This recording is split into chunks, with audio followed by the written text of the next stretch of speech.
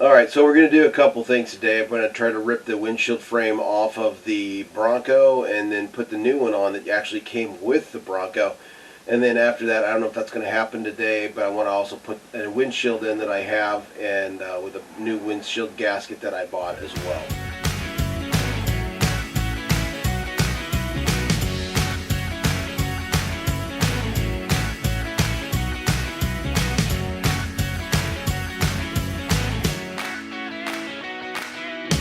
First, I want to talk to you about one thing that everybody wonders how you do, and that's infrastructure. And infrastructure in your garage is important, but it's only as important as you want it to be.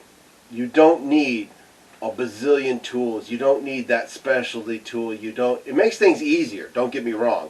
It makes things a lot easier. But I'll just give you an example. When I was in college, I changed a head gasket on a 1983 Honda in my parking lot of my apartment complex with virtually no tools. I had one socket set that I bought, and I still have that socket set, by the way. Go Craftsman. And of course some of the pieces are gone, but hey, I still have the essential parts of it, which I think is amazing. Anyway, and also the original vice grip that I bought for that project, I still have that thing too. I can't live without that. One of my favorite tools. I digress.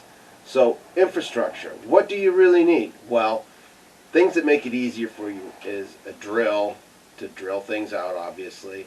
But you don't have to buy all this stuff immediately. Just buy it as you want to accumulate it. Like my garage, I have a 1,000 things in my garage. And this is stuff that I've accumulated probably over the last 10 to 15 years.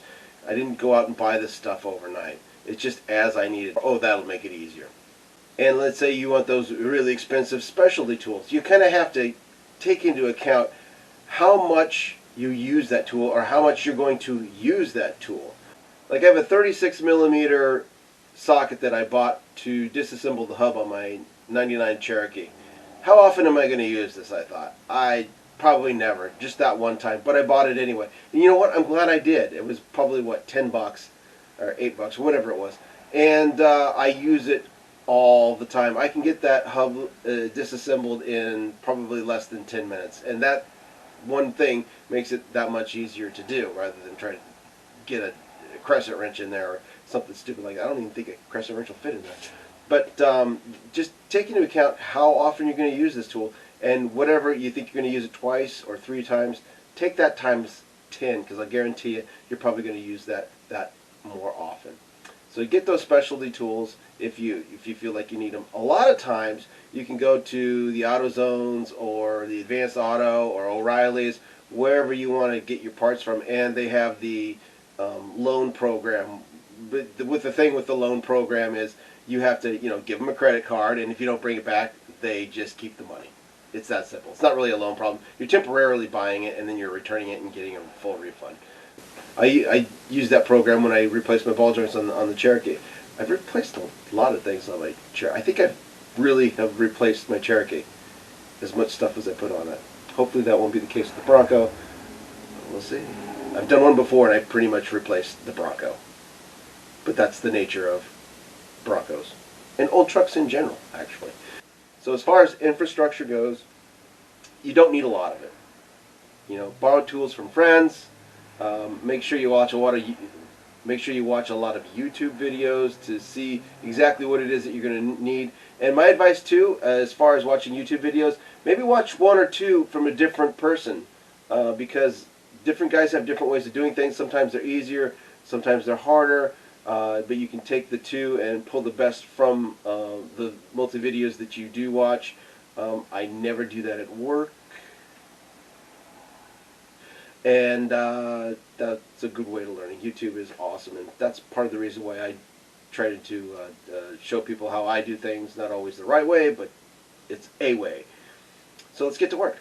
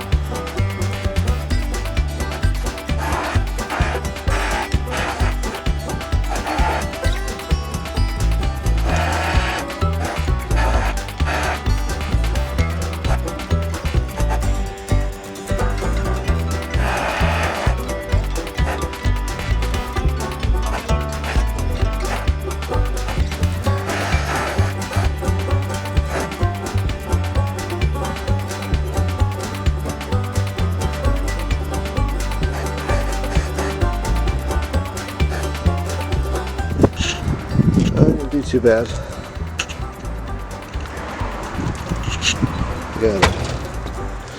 Got a boo-boo there. Got a boo-boo there. Right there. But overall, not too bad. Let's clean this up.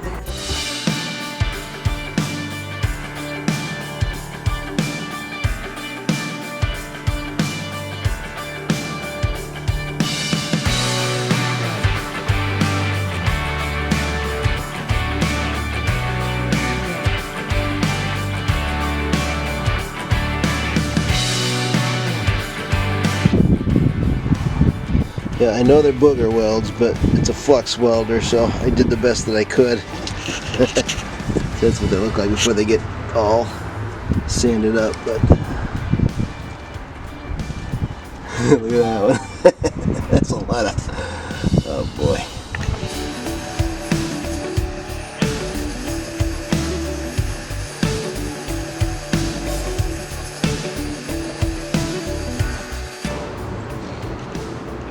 Not too bad.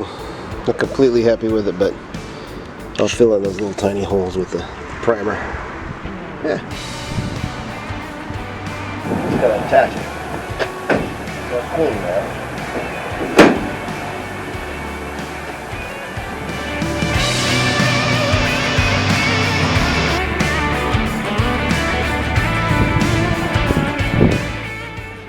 Okay, we're all painted up there. I'm gonna put it on. And what I did was, I don't know if you can see it, I'll get a close-up with the other camera, because this camera is not very good on close-ups. So I marked it, kind of align this where it needs to go. I'll tap it out. I put a mark there. I put a mark right there. Let's see if you can see. It's right there. And this will keep my windshield aligned until I can tack it into place.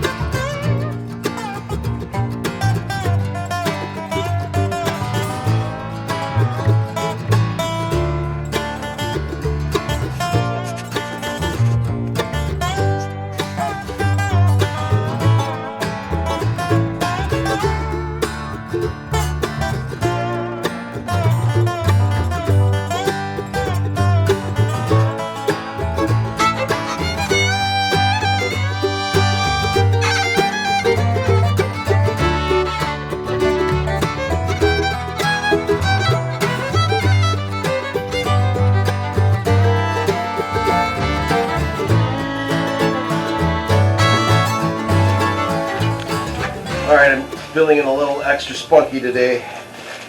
Got the windshield frame in, feeling a little tacky. I think it's time. Maybe we could put a windshield in this thing, because I actually have one over there. Just need a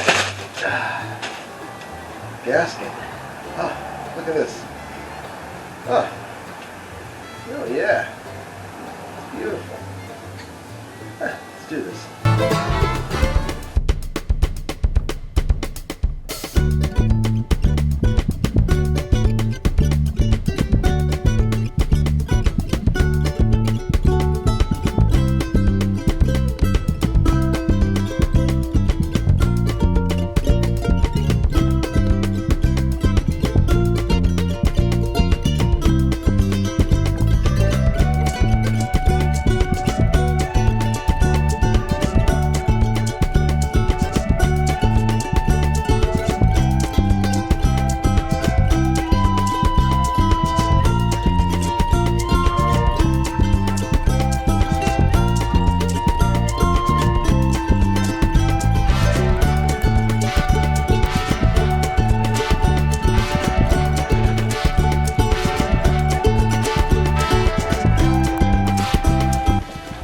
Alright, there it is. It's all in.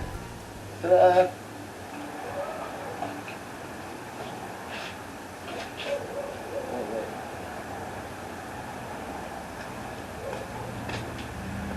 No, it's not. So, obviously.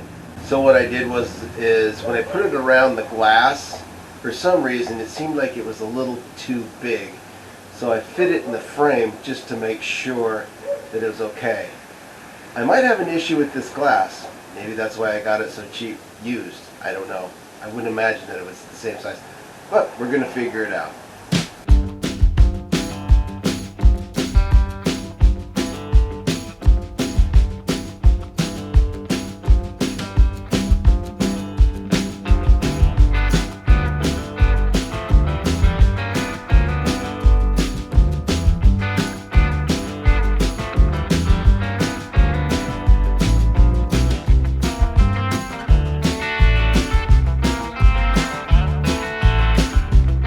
Okay, Jim from Wild Horses recommends cotton rope. I got 3/16 clothesline. We'll see how this works. I don't know if this is going to work or not, but let's see what it does.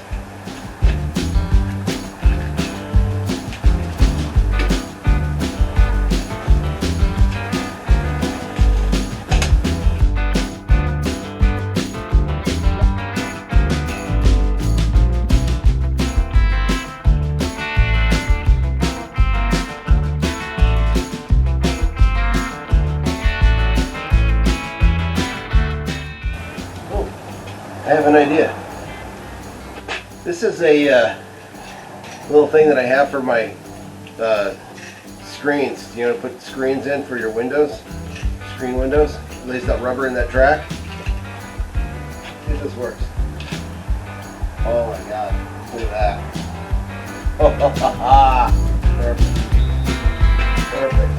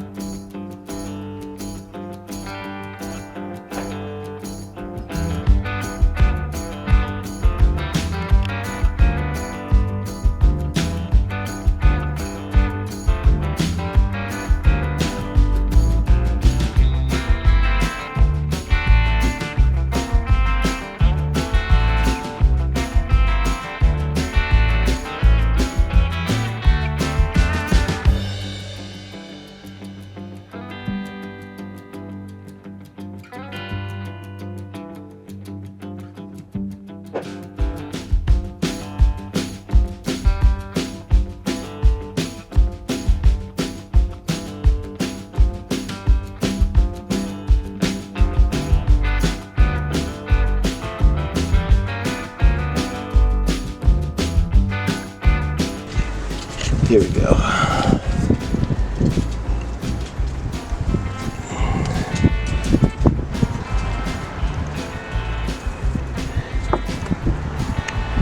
Okay, I gotta put the camera down here.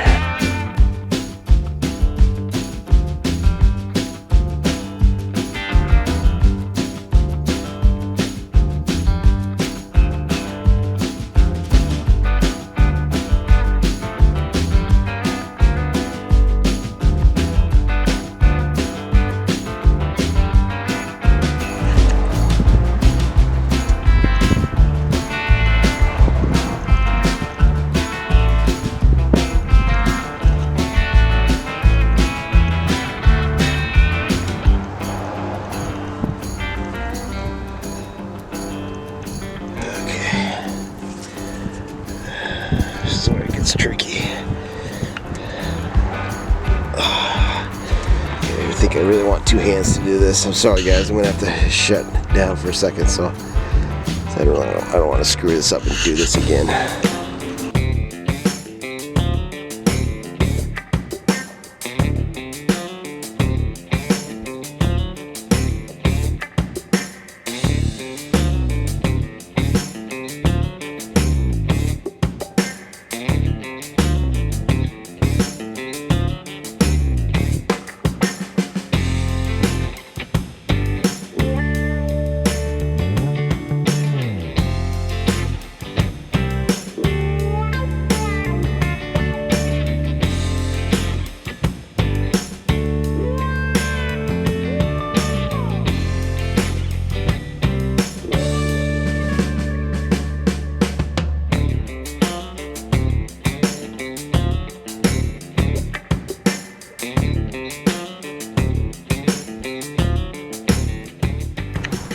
Okay, the only real issue I had was up in this corner. I ripped it a little bit, but other than that, it wasn't too bad. So it went in pretty good.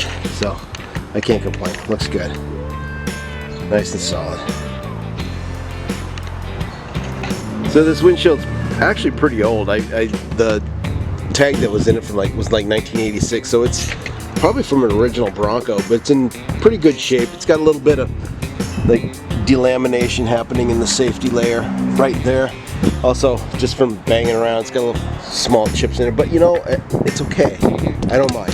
You know, this isn't going to be a show truck, so it's going to be a go truck. So it looks pretty good, I think. I think it turned out really well.